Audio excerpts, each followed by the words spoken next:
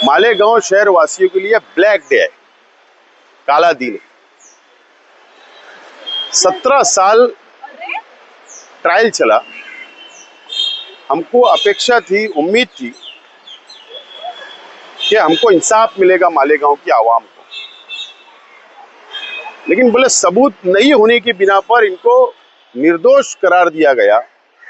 फिर जो गाड़ी थी साध्वी प्रज्ञा सिंह ठाकुर के नाम पर जो मोटरसाइकिल पे ब्लास्ट हुआ, उसको फिर वो सबूत नहीं है क्या?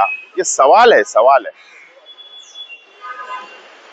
साध्वी प्रज्ञा सिंह ठाकुर और कर्नल पुरोहित की जो कॉल रिकॉर्डिंग है वो सबूत नहीं है क्या? हमारे लिए ब्लैक डे है। अब क्या हमारे खून का कोई मोल नहीं है क्या? हमारी जान का कोई मोल नहीं है क्या? तो अफसोस है। ठीक है, हम न्यायपालिका पर विश्वास है, संविधान पर विश्वास है, लेकिन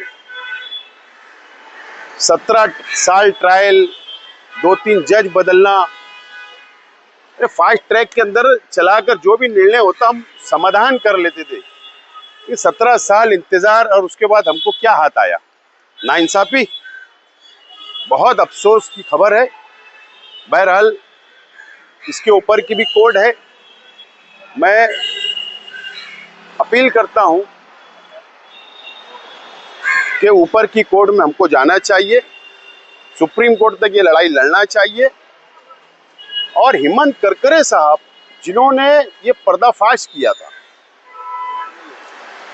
अगर आज वो दुनिया में होते तो वो भी अफसोस करते कि ये कैसा फैसला है, कौन सा अन्याय है।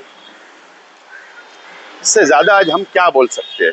लेकिन हमारे शहर के लिए के साथ नाइंसाफी हुई, ये अफसोस की बात है। क्या आप, आपकी पार्टी या फिर आपकी माइनॉरिटी डिफेंस कमेटी, इसको लेकर आप क्या सड़कों पर भी उतरेंगी? इसका एहतजाज दर्ज किया जाएगा क्या, या इसकी लड़ाई जो है कोर्ट के साथ साथ रास्ते की लड़ाई बनाई जाएगी क्या?